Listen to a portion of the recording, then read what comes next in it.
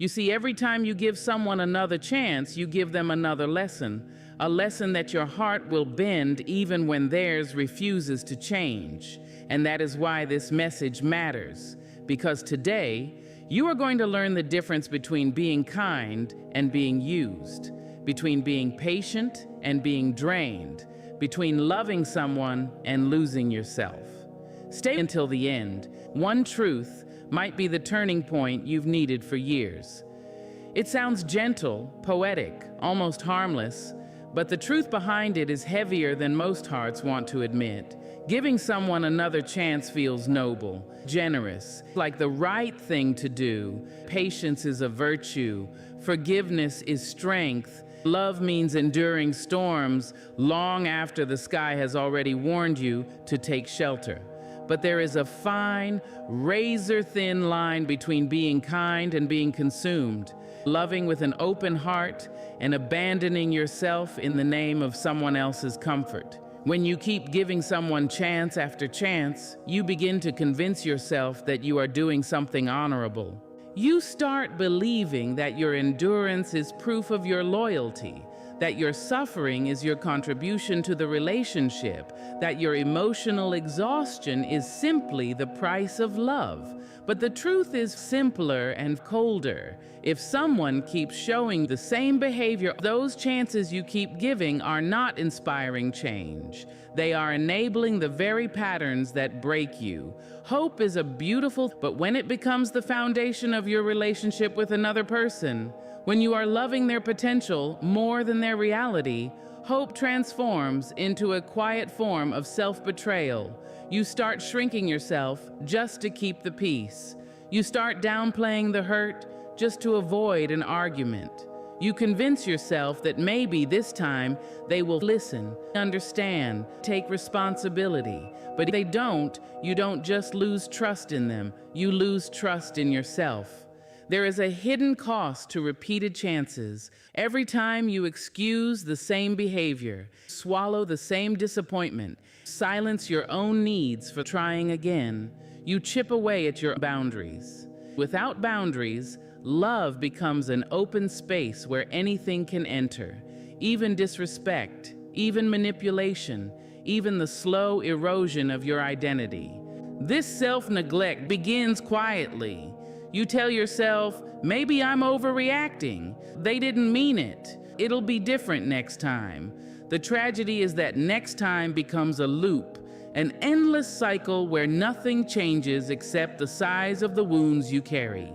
People love to say, everyone deserves another chance. But if the first chance wasn't enough to value your heart, what makes the 10th chance different? A person who truly wants to change doesn't need countless opportunities. They need one moment of clarity to rise above their habits and meet you in the effort. Change is an act of will, not a repetition. When someone refuses to change and you keep giving them permission to hurt you, the relationship isn't growing, it's decaying. And the decay doesn't happen on their side, it happens on yours. You begin to normalize behavior you once swore you would never tolerate. You begin to accept apologies that are pauses between repeated actions. You settle for emotional breadcrumbs, believing they are enough because you've forgotten real nourishment. Self-neglect disguised as hope is dangerous emotional blindness. It allows you to romanticize pain, confuse sacrifice with devotion, believe your suffering is meaningful. But suffering is not love. Suffering is suffering. Love is clarity. Love is consistency. Love is accountability. And someone who truly loves you will not require endless forgiveness. There comes a moment, undeniable, you must look at how much you've given, how many times you've tried, how deeply you've bent your own spirit just to keep something alive that keeps wounding you. If you are honest with yourself, you will feel the truth rising. The person you are fighting for is not fighting for you. You are fighting alone. Fighting alone is not love. It is emotional labor meant for two but carried by one. The most painful lesson in life is realizing that some people do not change because your heart is kind. because your forgiveness is abundant, because your soul is patient. They change only when they want to. If they haven't wanted to, after all the hurt, tears, warnings, then your hope has not been a bridge. It has been a cushion that softens the consequences of their actions. Repeated chances are not love. They are an invitation for someone to stay exactly the same. Love should not require the destruction of your boundaries. Love should not ask you to erase your needs. Love should not demand your silence or your endurance of repeated pain. Love is not measured by how much you can tolerate from another person. True love is measured by honoring yourself, recognizing when trying again has turned into losing yourself. Honoring yourself means understanding that if someone cared enough, your pain would have mattered the first time. Honoring yourself means seeing that your heart is not a training ground for someone who refuses to grow. Letting go is not failure. It is wisdom, clarity. It is the moment you understand that saving someone who doesn't want to change is abandoning the one person who needs you most, yourself. You deserve a love that grows you, not drains you. You deserve consistency, not cycles. You deserve presence, not promises. Until you believe that deeply enough to stop giving endless chances, you will continue mistaking hope for love and self-neglect for loyalty. Once you choose yourself, you will no longer offer your heart to patterns that break it. You will discover something powerful. The love you've been giving to others so freely is the same love that will save you when you give it back to yourself. It is one of the hardest truths to accept, especially when your heart is deeply invested in someone's growth. You want to believe your sacrifices matter. You want to believe that your patience, your tears, your sleepless nights are shaping them into a better version of themselves. You want to believe that if they can see how much you're hurting, they will wake up, rise up, and love you the way you've been loving them. But life doesn't work that way. Human hearts don't transform under pressure. They transform under choice. No amount of suffering on your end can force someone to become who you need them to be. Pain might get their attention for a moment, but attention is not commitment. Noticing your hurt is not the same as being willing to stop causing it. But change cannot be bargained for, it cannot be earned, it cannot be forced by emotional sacrifice. If someone changes for you just because you're suffering, that change won't last. It will be temporary, a performance meant to quiet the conflict, not a genuine commitment. Real change comes from self-awareness, not guilt. It comes from clarity, not pressure. It comes from personal responsibility, not someone else's pain. Your suffering is not a blueprint for their transformation. It is a reflection of your capacity to endure. We often misunderstand the nature of love. We think love means giving more than we receive. You can't convince someone to value you by breaking open your heart. Pain is not a language that everyone understands. Some will feel empathy, others nothing.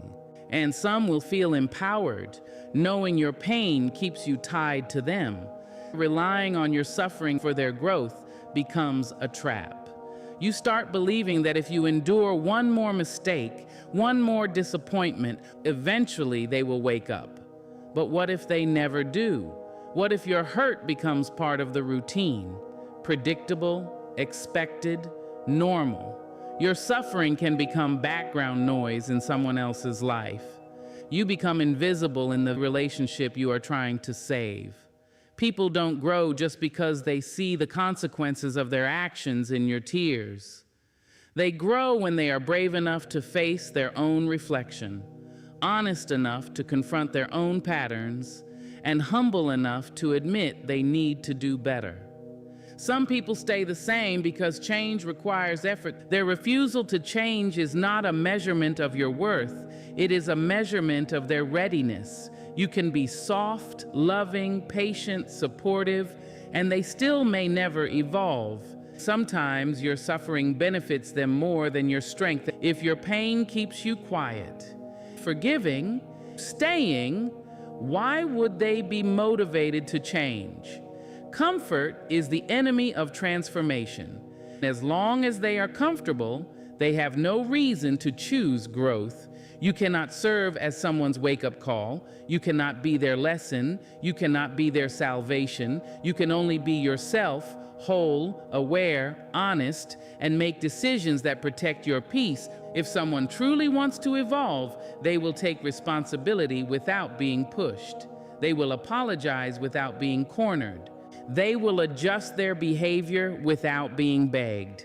They will take your pain seriously without needing to witness it repeatedly. They will make changes to be better, not to avoid losing you. You deserve that kind of presence. Someone who chooses change, not comfort. You deserve someone whose transformation is sincere, not reactive. The next time your heart wants to endure more, remember your suffering cannot raise someone who refuses to rise. Your hurt cannot teach someone who refuses to learn. Your patience cannot transform someone who refuses to look inward. People don't change just because you suffer for them. They change when they decide to. Your suffering will only drain you while leaving them exactly the same. It is a truth that hits hard the moment you finally choose yourself. For years, maybe even your whole life, you allowed certain people access to parts of you they never earned. You let them take your time, attention, emotional energy because you didn't want to disappoint, argue, or feel guilty for saying no. Your lack of boundaries created a comfort zone for others where they could rely on you more than themselves. And as long as you kept sacrificing, they kept benefiting. But the moment you decide to change the rules, when you start saying no, when you start protecting your peace, when you stop carrying burdens that were never yours, those same people who praised your kindness will accuse you of being selfish. Their discomfort doesn't come from your growth. It comes from the loss of privileges they were never entitled to. Not everyone who loves you loves your freedom.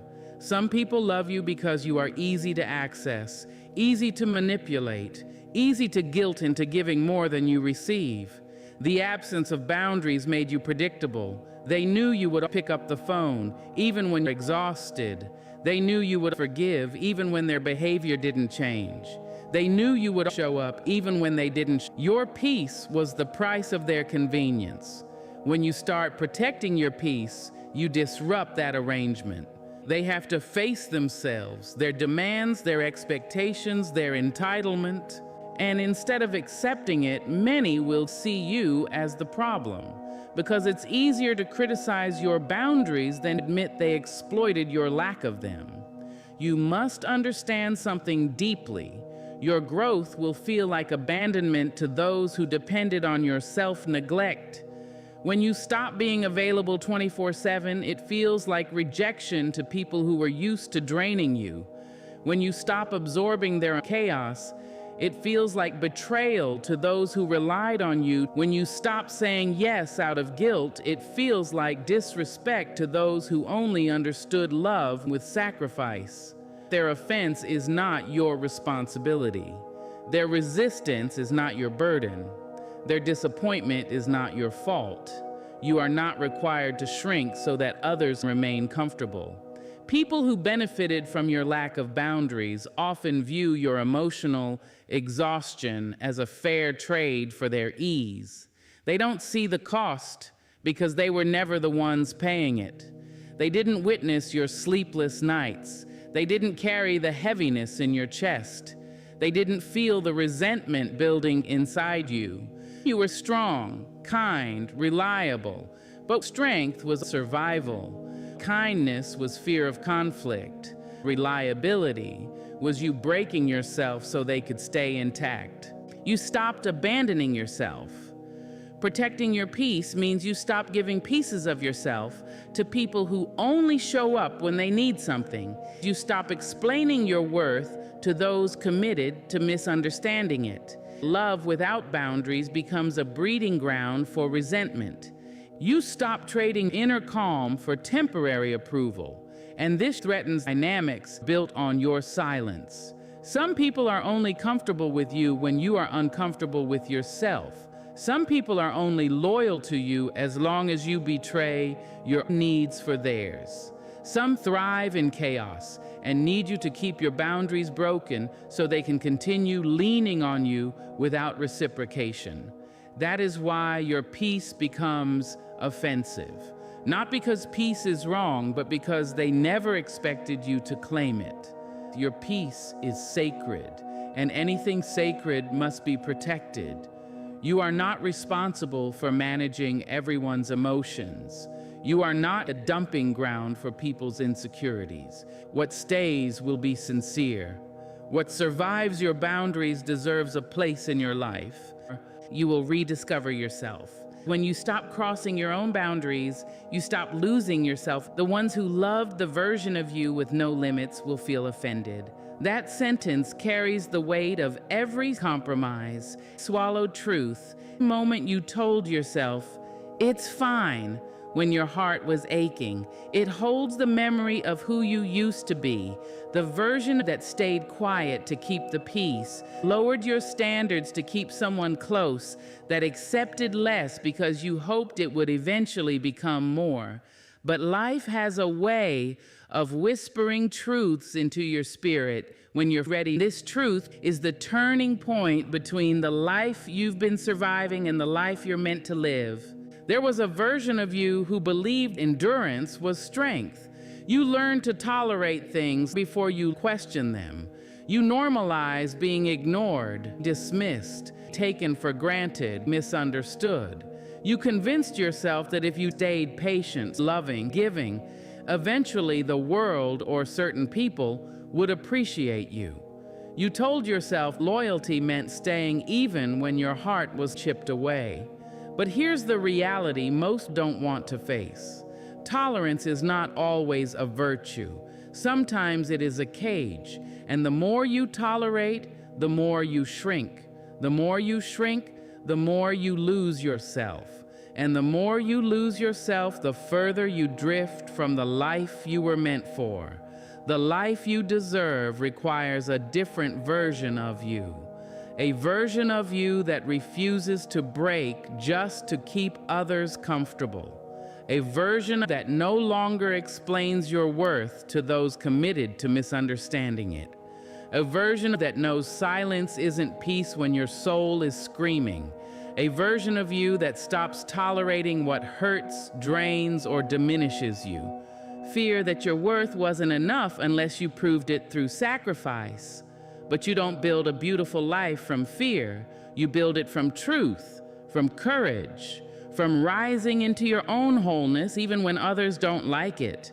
Imagine the life you want, a life with peace that doesn't require permission.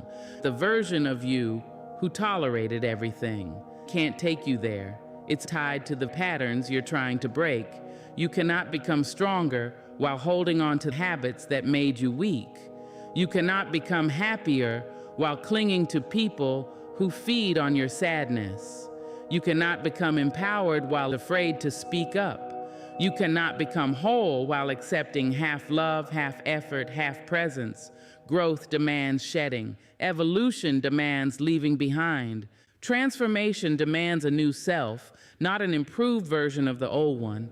And that's the part that scares people. The life you deserve will require you to disappoint some people. Walk away from comfort zones masquerading as relationships. Say no when you used to say it's okay. Stop showing up for people who never return the effort. It will require you to choose yourself even when it feels unfamiliar.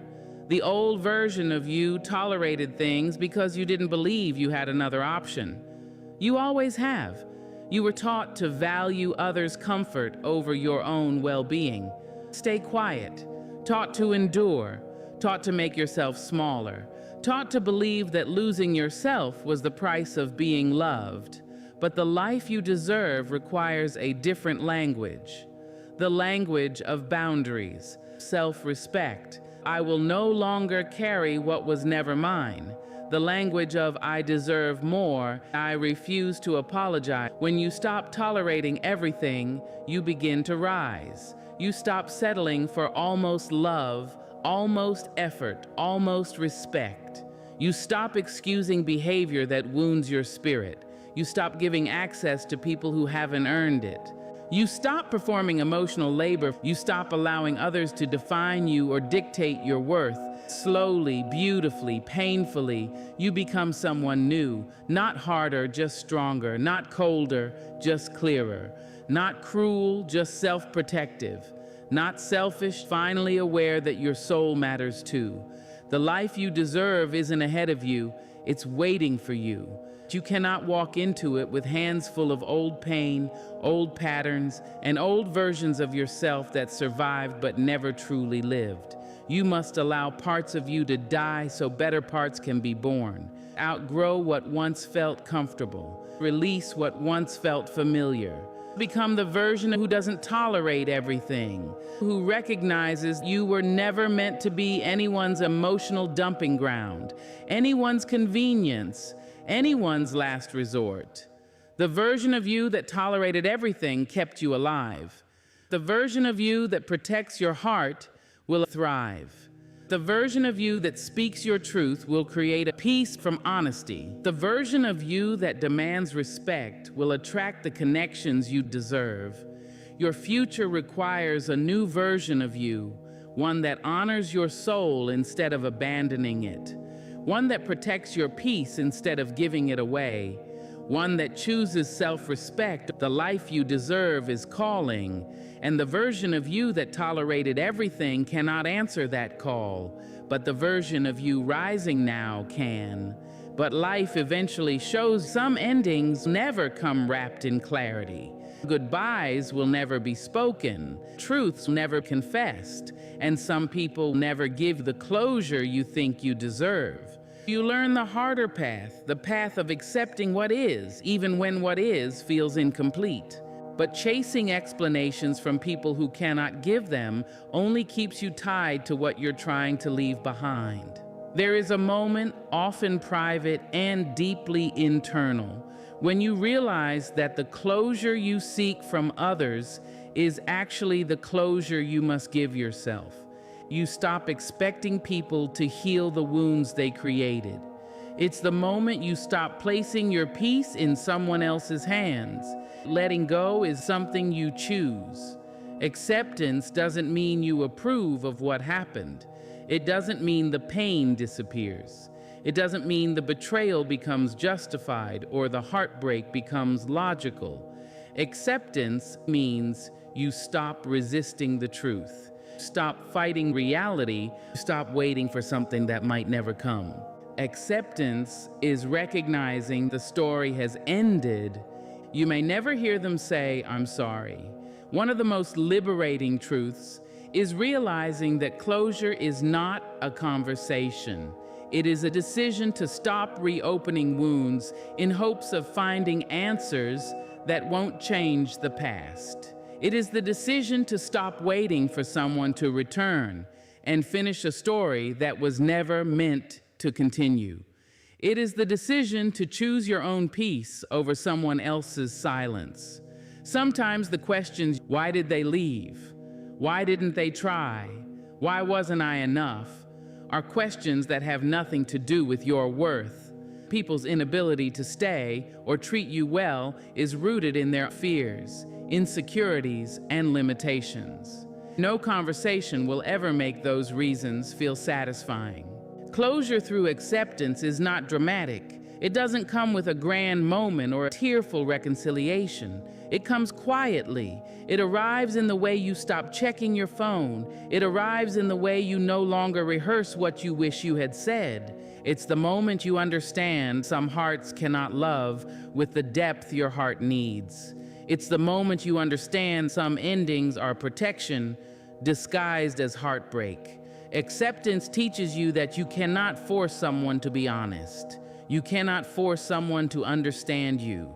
You cannot force someone to finally see your value. You cannot force someone to explain themselves when they don't understand themselves.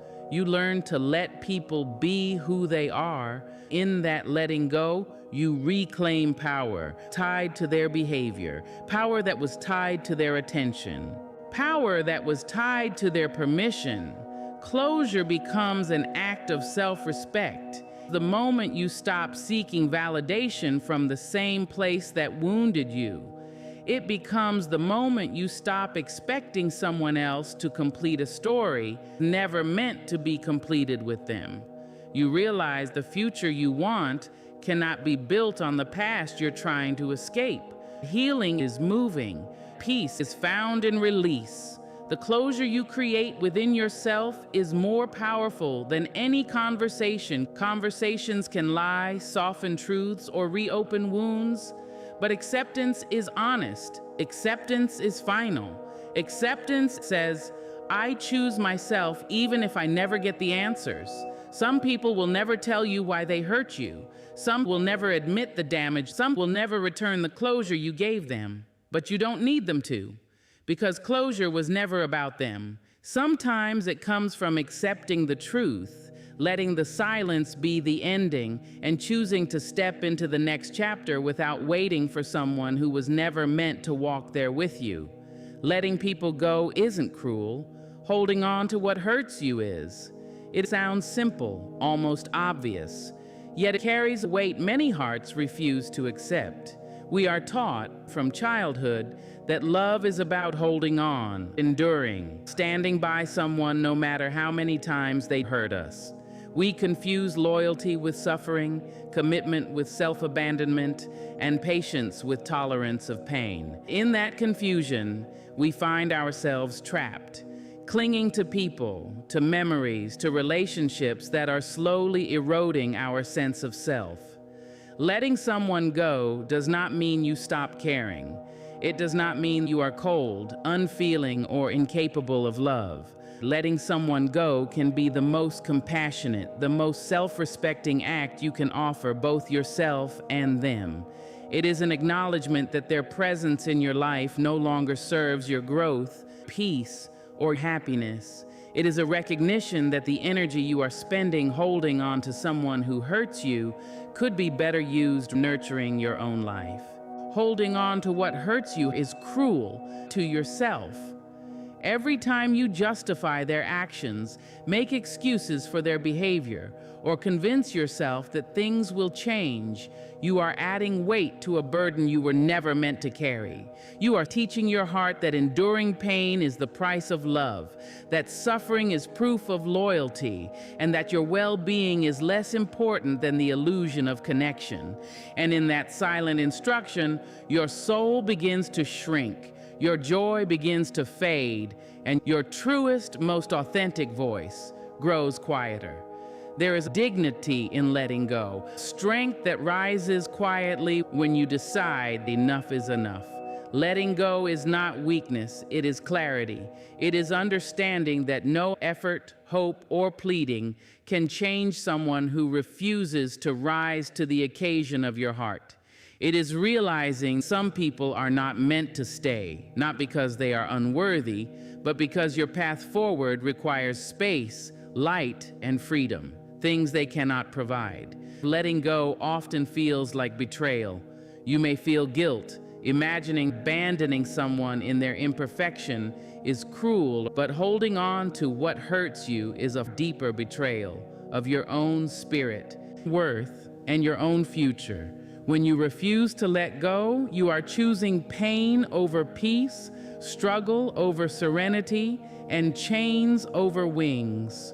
But holding on to what hurts you keeps the wound open, prolongs disappointment, and robs you of joy. Every moment you cling to someone who diminishes you, you are cutting off the air supply to the part of your life that deserves to grow. Every excuse you make for them is a silent surrender, nod to the belief your happiness is negotiable. Every delayed goodbye is a postponement of your own freedom. Letting people go is an act of courage.